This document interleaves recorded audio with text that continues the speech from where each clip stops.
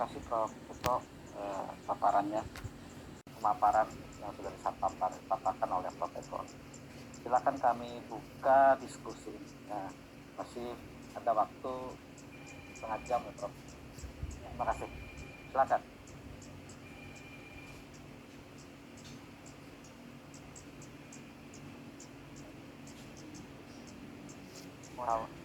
Warahmatullahi wabarakatuh. Waalaikumsalam.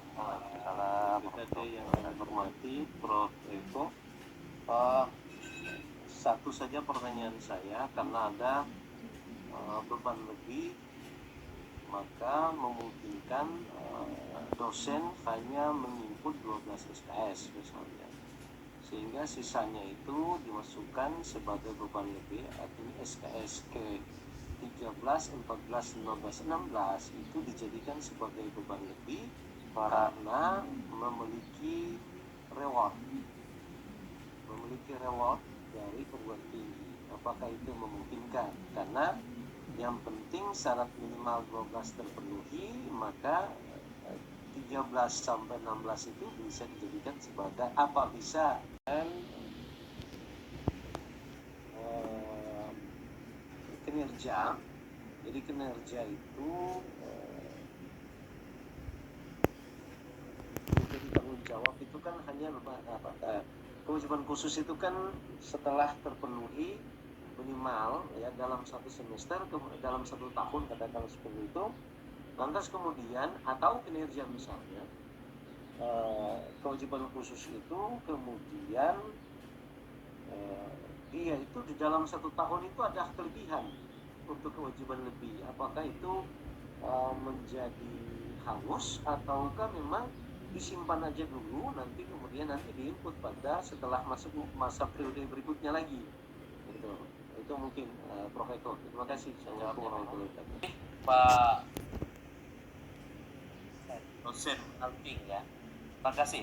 Pertama terkait dengan kewajiban 12 dan 16 dan bagaimana kemudian yang dimaksud beban lebih. Pak dosen, jadi beban lebih itu baru dapat diklaim apabila laporan kinerja dosen dalam satu semester itu melebihi 16, Pak. Jadi kalau baru 12 tidak boleh. Kalau lebih dari 16, maka boleh ada yang dipindahkan dari statusnya selesai di sistem BKD menjadi beban lebih. Jadi kalau sudah lebih 16, jadi kalau belum sampai 16 nggak ada yang bisa dipakai untuk beban lebih. Gitu. Maka nanti dosen atau asesor bisa memilih dan status yang selesai menjadi beban lebih, akumulatifnya melebihi dari 16. Nah, maka harapannya disarankan agar yang dimintakan beban lebih ada yang berkontribusi terhadap pencapaian indikator kinerja utama perguruan tinggi. Begitu, Pak. Nah, kemudian bagaimana dengan kewajiban khusus? Kewajiban khusus itu adalah Ibu melaporkan. Saya mohon maaf dengan pertanyaan Bapak, saya izin untuk menyampaikan jawaban ke semua kita dosen supaya bisa lebih paham. Jadi kewajiban khusus itu, Pak, ya kalau pada Bapak pada setiap semester BKD itu Bapak Ibu dalam laporannya ada kinerja yang sesuai dengan kriteria untuk pemenuhan kewajiban khusus, maka selain karya atau kinerja tersebut dapat dilaporkan di BKD, otomatis juga dapat diklaim sebagai kewajiban khusus.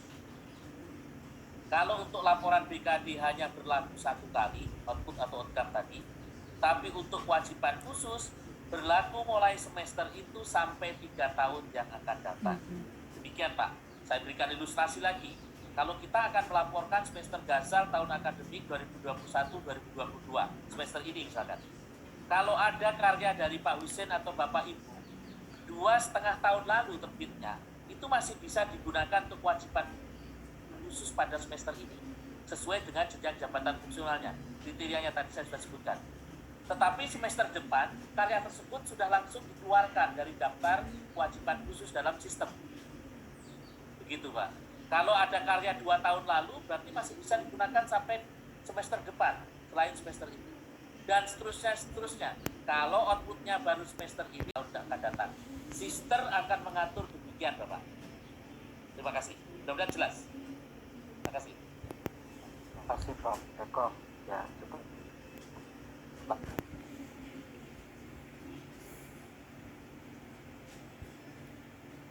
Muhammad Saleh. Ya, Assalamualaikum warahmatullahi wabarakatuh. Saya Muhammad Saleh dari Universitas Rani Mekah, Banda Aceh, Pak. Sedikit saja yang ingin saya sampaikan. Yang pertama tadi Pak Eko sampaikan bahwa kalau ada indikasi kadang-kadang program studi dosennya itu bisa lebih begitu. Atau bahkan bagaimana kalau dosennya tadi disampaikan dosennya lebih. Bagaimana kalau dosennya itu dalam satu prodi setelah dibagi mata kuliah tertentu ternyata untuk satu dosen tidak mencukupi nilai standar minimalnya karena mungkin dosennya terlalu banyak begitu setelah dibagi. Bagaimana jalan keluarnya untuk kami yang seperti itu atau ada teman-teman yang seperti itu. Itu yang pertama Pak Eko. Yang kedua, tadi Pak Eko sampaikan bahwa jurnalnya itu atau artikelnya yang bisa digunakan apabila sudah publish. Nah, kadang-kadang Pak Eko ada artikel kita belum dipublish tapi sudah accepted. Ada surat dari editor yang katanya bahwa artikel kita itu sudah bisa diterima dan dipublish mungkin sebulan yang akan datang. Nah, itu yang kalau sebelumnya itu ada saya pahami bahwa satu artikel itu bisa masa berlakunya ada yang 1 tahun, 2 tahun, dan 3 tahun. Nah, mohon konfirmasi untuk yang ini Pak Eko, jadi 3 itu mohon ditanggapi. Terima kasih. Assalamualaikum warahmatullahi wabarakatuh.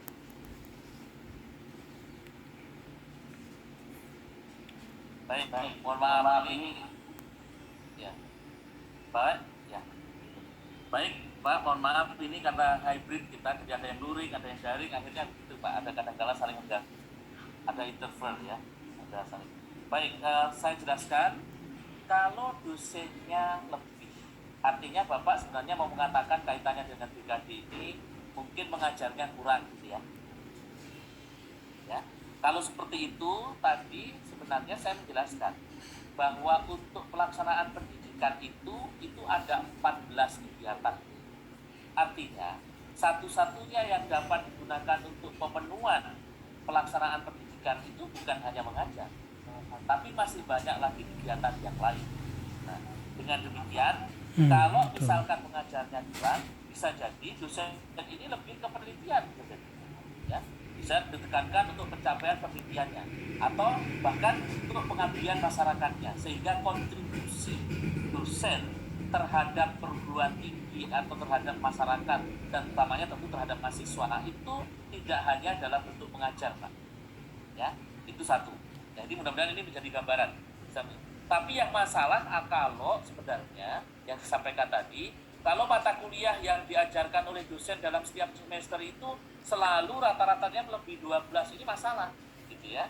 Ada istilahnya Prof. Dwi, tapi saya tidak mau menggunakan istilah itu, nanti biarkan Prof. Dwi sendiri yang menyampaikan, ya.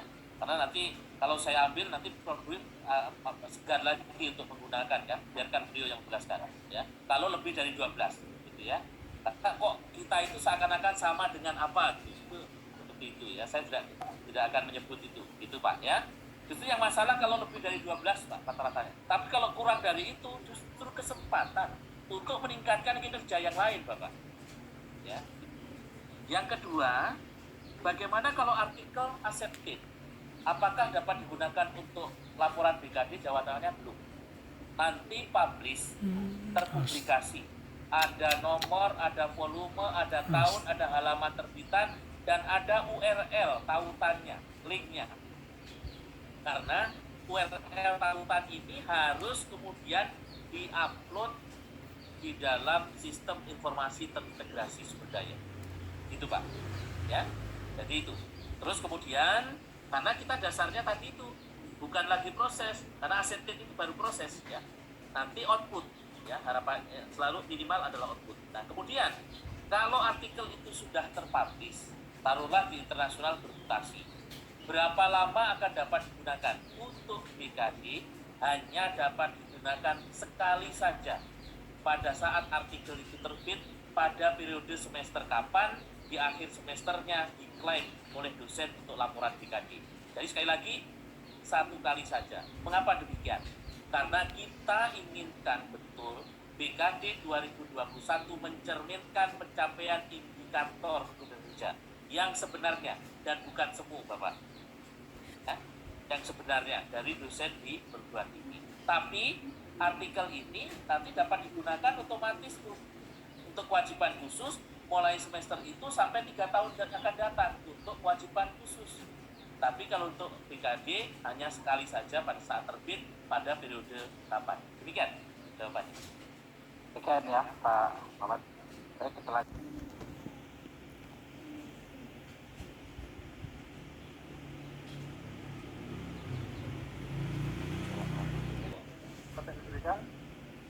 Yang pertama mungkin yang ingin kami pertanyakan mungkin dalam terkait persoalan teknis saja, dan mungkin terkait juga dengan jumlah personil asesor Pak. Bagaimana untuk menyikapinya kalau seandainya memang kalau tadi dari penjelasan Pak Prof itu bahwa asesor paling kurang mungkin harus ada 2, ada asesor 1 dan ada asesor 2. Satu keadaan mungkin di kampus kami kalau asesornya itu cuma 1 orang. Nah, itu bagaimana kira-kira menyikapi itu? Terus sekiranya itu juga asesornya adalah seorang pimpinan perguruan tinggi yang melekat juga, itu seperti apa Pak? Yang mungkin bisa dijelaskan. Kemudian yang kedua Pak, kalau dari penjelasan Bapak tadi yang dikedepankan adalah output ataupun outcome, berarti kan proses tidak lagi dikedepankan. Nah, apakah itu memang sudah menjadi satu hal yang mutlak harus kewajiban khusus tadi harus ada untuk setiap semesternya itu? Mungkin itu Pak. Terima kasih. Baik, terima kasih. Baik Pak Muhammad Sirol. Ya, kalau terkait dengan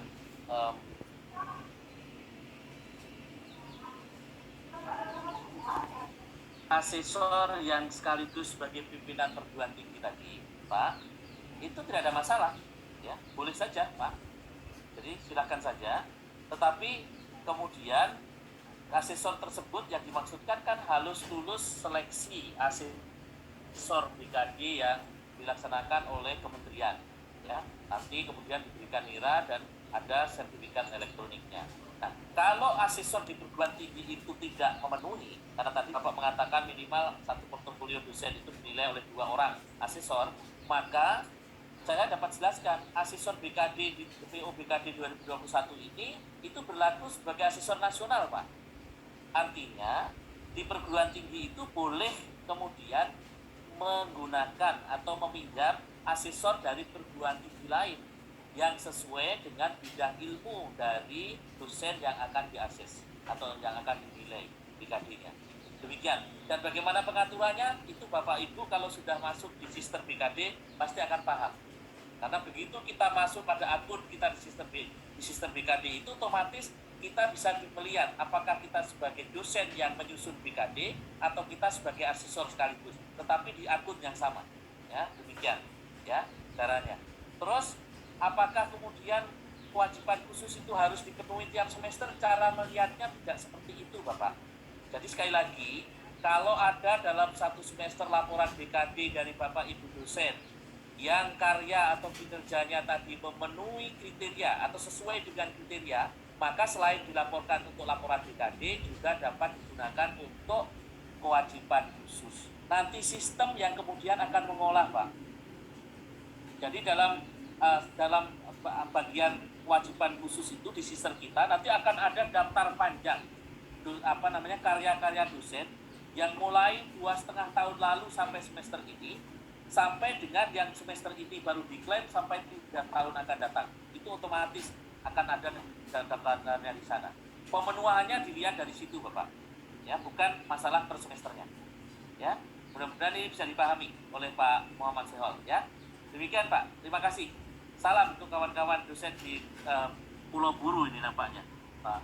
Luar biasa. Nah, ini sekarang ada Pak Mohdari. Silakan Pak Mohdari. Kami dari Isti Nasional, di Kisitas Banjarmasin, Pak. Yang perlu saya tanyakan dulu sama Prof. Iko, ada satu hal yang saya temui, Pak. Setelah saya melihat di kesimpulan BKD-nya memenuhi undang-undang. Namun, kewajiban khususnya tidak memenuhi undang-undang. Ini seperti apa nih yang mau saya tanyakan dulu?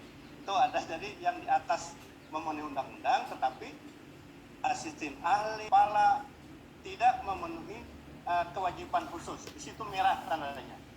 Jadi di bawah itu merah. Itu kesimpulan, Pak. Nah, itu seperti apa nantinya itu? Nah, tadi artinya dia belum memenuhi kewajiban khusus. Nah, yang kedua, barangkali ini saya temukan punya saya ini sebagai kasus yang terjadi yang sudah kemarin ada Bimtek sama Pak Mahendra. Saya nemukan karena barangkali begini, periodenya itu Juli sampai Desember, Prof. Iko. Namun pengabdian masyarakat saya yang di bulan Agustus tidak masuk. Nah, ini jadi masalah yang saya temukan di tempat kami setelah saya input dia tidak masuk. Maka saya datanglah ke LDP 11. Seperti apa ini untuk kebijakan ini sehingga dari Juli sampai Desember bisa kita masuk di dalam portofolio kita di pengabdian masyarakat. Nah, itu kira-kira Prof. Dulu Pak Iwan ke Pak Mohdari. Nah, tadi saya mengatakan Bapak, kalau kita taruhlah semester gazal atau ganjil ya, tadi Bapak menyebutnya Juli Desember, gitu ya, Juli Desember. Nah, idealnya sebenarnya itu Bapak Ibu sekali lagi memiliki kinerja berupa output atau outcome pada periode semester tertentu langsung upload, ya, langsung upload di bagian sistem informasi integrasi sumber daya di Tridharma. Sesuai tadi Bapak menyebutnya kan pengabdian masyarakat. Nah, sedangkan pengabdian masyarakat itu Pak, itu kan uploadnya manual. Ya, uploadnya manual. Kalau nanti upload di sistem data manual kemudian disebutkan merah di situ, tidak memenuhi POBKD 2021, misalkan tulisannya begitu, berarti ada kesalahan pada saat upload. Kesalahan kemungkinan dua, apakah pemilihan kriteria kegiatan atau peran Bapak Ibu. Nah, itu biasanya yang sering kali saya temukan pada saat dosen bertanya, biasanya kesalahannya dua, pemilihan kriteria atau jenis kegiatan dengan peran dari Bapak Ibu pada yang menghasilkan menghasilkan output itu. Ya, mohon diperhatikan nanti. Ya, itu satu jawabannya. Artinya tentu kita tidak bisa di sini meluruskan. Kenapa? Karena kita tidak pada posisi melihat dokumen Bapak. Satu. Yang kedua, terkait dengan Bapak mengatakan BKD-nya memenuhi syarat, tapi kemudian kewajiban khususnya tidak memenuhi syarat undang-undang. Apa yang harus dilakukan, Bapak?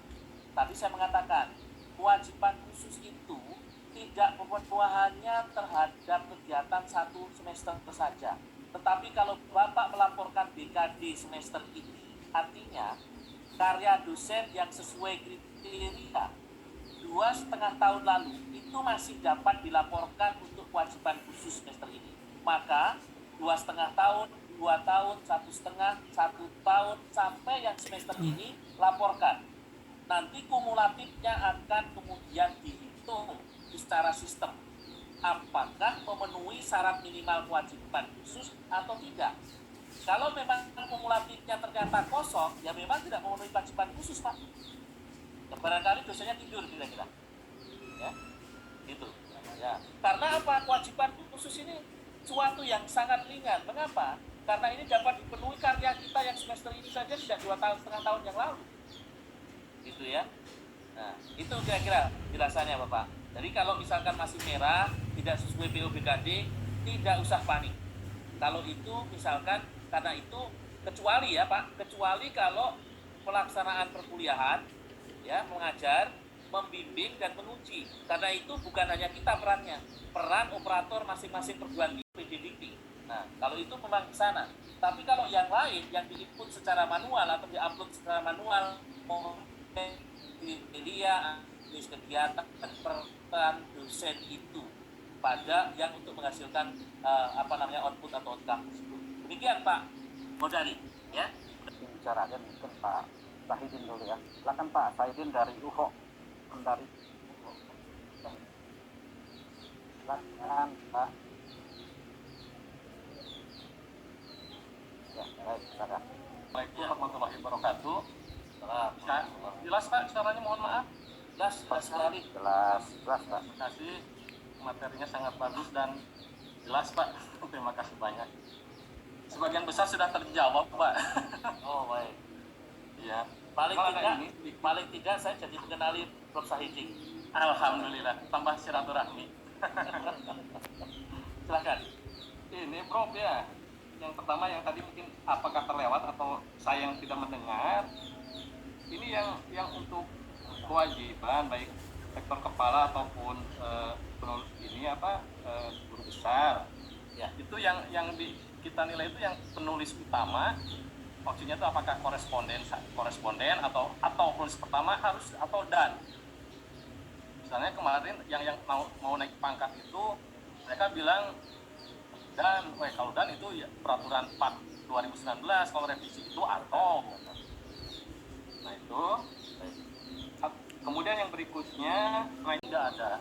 Semester depan ada 3. Itu bagaimana ininya? Baik. Itu saja Prof. Makasih Baik, banyak. terima kasih. Nah, ini Pak.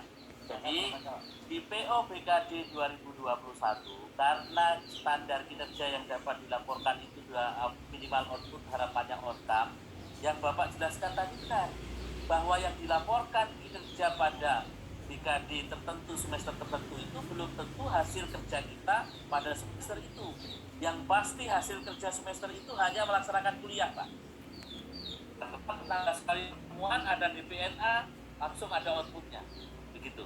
Tetapi yang lain, apa tadi Bapak menyebut artikel internasional publikasi misalkan, bisa jadi pekerjaan sudah 2 semester lalu atau bahkan 3 semester lalu atau bahkan 2 tahun yang lalu, itu sangat mungkin. Nah, tapi karena standarnya adalah output, maka nanti berupa artikel publish baru dapat dilaporkan, ya itulah adanya Bapak. Tetapi kan kita tahu bahwa standar kinerja itu minimal 12, maksimal 16, kalau lebih jadi beban lebih. Nah, tadi kemudian untuk kewajiban khusus barangkali yang Bapak maksudkan, apakah penulis pertama atau penulis korespondensi, itu kan disebutnya sebagai penulis utama. Jadi penulis utama itu adalah penulis pertama atau penulis korespondensi. Salah satu dari kewajiban khusus tersebut harus merupakan penulis utama. Artinya boleh penulis pertama, boleh penulis korespondensi. Dan mohon maaf yang tadi Bapak sebut di part tadi itu pun itu sudah dikoreksi Bapak sebagai penulis pertama saja. Jadi begitu. Ya, demikian saya sampaikan. Tawarkan bagi teman-teman yang daring ya, sudah beberapa. Sekarang yang luring kita tawarkan untuk bisa menyampaikan yang ingin didiskusikan Bapak Ibu yang ada di ruangan ini atau yang teman-teman yang ada di daring. Silakan. Ada Bapak Ibu yang silakan Prof. Pince Raden. Ya, saya kenal. Silakan Pak Prof. Pak Rektor. Masih di mute ya Prof. Ya, terima kasih Pak Iwan atas waktu dan kesempatannya. Terima kasih Prof. Eko atas penjelasannya. Saya ingin bertanya 3 hal. Yang pertama itu tentang kewajiban guru besar atau terkait dengan masa SK. Kan setiap kewajiban khusus ini 3 tahun menghitungnya. Apakah menghitungnya ini mulai SK keluar atau setelah dia mendapatkan tunjangan sertifikasi dosen. Itu yang pertama untuk 3 tahunnya. Kemudian yang kedua, sebagai seorang asesor itu kan ditugaskan oleh perguruan tingginya setelah mendapatkan legalitas, sertifikat, dan penyamaan persepsi dan sebagainya. Nah, apakah di perguruan tinggi swasta ini yang menugaskan rektor perguruan tinggi swastanya atau LLDT wilayah 11 atau kami di wilayah 11 seperti itu. Nah, kemudian yang ketiga menyangkut beban lebih mengajar 12 SKS ini. Kalau di peraturan kan jelas maksimal 12 SKS. Ya walaupun dalam UMP itu jelas bahwa kita 37,5 minimal, kemudian 56,25 maksimal. Nah, kadang-kadang mohon maaf, ini di perguruan tinggi bisa terjadi mengajar itu bisa melebihi dari 12 SKS dan itu sangat banyak, Prof. Eko. Di sisi lain sebenarnya dosennya masih ada, Pak. Dosennya masih ada. Cuma tata kelola mohon maaf di prodi bisa saja tidak membagi itu secara proporsional. Perlakuan pedoman operasional BKD yang nanti kita menggunakan sistem informasi terintegrasi sumber daya ini. Jadi kita tidak melihatnya berdasarkan SK dari profesor atau tidak tadi. Nah, tapi yang saya ingin jelaskan begini, tentu sebelum dosen itu profesor, yang bersangkutan kan pasti lektor kepala. Pada saat lektor kepala tersebut tentu telah ada atau dua setengah tahun sebelum adanya SK profesor tersebut, itu kan telah juga melaporkan ada karya-karya yang memenuhi kewajiban khusus. Maksud saya begitu. Nah, dengan sistem yang sekarang, Bapak, otomatis karya-karya tersebut masih bisa diupload pada bagian kewajiban khusus. Nah, dengan demikian, pada saat misalkan pada 1 tahun akademik ada transisi seseorang dari lektor kepala ke profesor, maka otomatis sistem kalau kemudian profil data dosen itu diupdate atau diperbarui, maka otomatis karya-karya yang tadi ada pada kewajiban khusus tadi yang tidak memenuhi lagi profesor akan dikeluarkan. Nah, dengan demikian, kalau Bapak bertanya kapan pemenuhannya, ya tentu sejak pada saat SK itu diterbitkan dan profil dosen diupdate, otomatis kewajiban khusus karya-karya tadi akan disesuaikan yang ada di sistem. Demikian, Pak. Ya. Dan kemudian nanti dengan berlangsungnya semester, apabila dosen telah memenuhi persyaratan misalkan untuk pembayaran tunjangan profesi dan tunjangan kehormatan, otomatis untuk kewajiban khusus ini sudah langsung bisa berlaku. Demikian. Jadi ini pengaturannya di sistem, Bapak. Kita tidak membebani dosen. Ya, demikian untuk yang kewajiban khusus. Kemudian setelah ini sudah rasanya sudah terjawab ya Pak, apakah setelah mendapatkan sertifikasi dosen atau bagaimana tadi otomatis itu. Jadi begitu Bapak update, karena kan sekarang beban kerja dosen itu bukan hanya bagi dosen yang telah memiliki tunjangan profesi kok, bahkan yang masih calon dosen pun boleh. Kenapa? Karena calon dosen nanti akan ikut setdos, di setdos pun juga diharuskan mengisi BKD paling tidak 2 tahun. Ya kan? Kira-kira penjelasannya berlaku untuk semua dosen. Nah, kemudian yang terakhir ini, apabila ternyata dosen itu mengajarnya bahkan sampai 30 SKS, Bapak menyarankan agar maksimum ya udahlah 12 SKS. Ini yang paling tepat yang menjawab nanti Prof. Nanti setelah istirahat saya kira. Karena ada kalimat beliau yang bagus sekali. Tapi mohon maaf untuk sementara ini saya belum sampai hati untuk jawab ini. Karena beliau kan di kawasan barat, kalau saya ini kan di kawasan timur, jadi saya belum sampai hati untuk jawab itu. Biarkan beliau nanti yang menjawab ya, Pak Prof ya, seperti itu. Tapi intinya begini, kalau dalam 1 semester itu ada dosen yang kurang dari 12, tapi kemudian barangkali ada yang 13, ada yang 9, saya justru memaknainya begini, barangkali untuk mata kuliah di prodi tersebut, ada mata kuliah tertentu yang membutuhkan kompetensi bidang dosen yang tertentu pula, sehingga mata kuliah tertentu hanya dapat diajarkan oleh dosen tertentu. Di prodi saya juga ada yang seperti itu, Bro. Tetapi tentu jangan sampai ada yang 6 SKS, 9 SKS, 11 SKS, tapi ada yang 30. Ini ada kelainan saya kira. kalau itu yang terjadi. Nah, itu maksud saya. Tapi kalau rata-ratanya masih 12 dan kemudian ada yang 13, tapi ada yang 9, ada yang 11, barangkali untuk mata kuliah tertentu hanya bisa diampu bisa tertentu dengan itu. Saya kira itu masih wajar. Nah, sehingga tentu yang seperti ini kalau mengacu dengan metode 3 hal yang disarankan menurut MBKM, case study, problem based learning, project based learning, itu dapat dipindahkan atau menjadi beban lebih. Demikian. Sekian Prof. Ije dan Prof. Eko. Mohon Bapak Ibu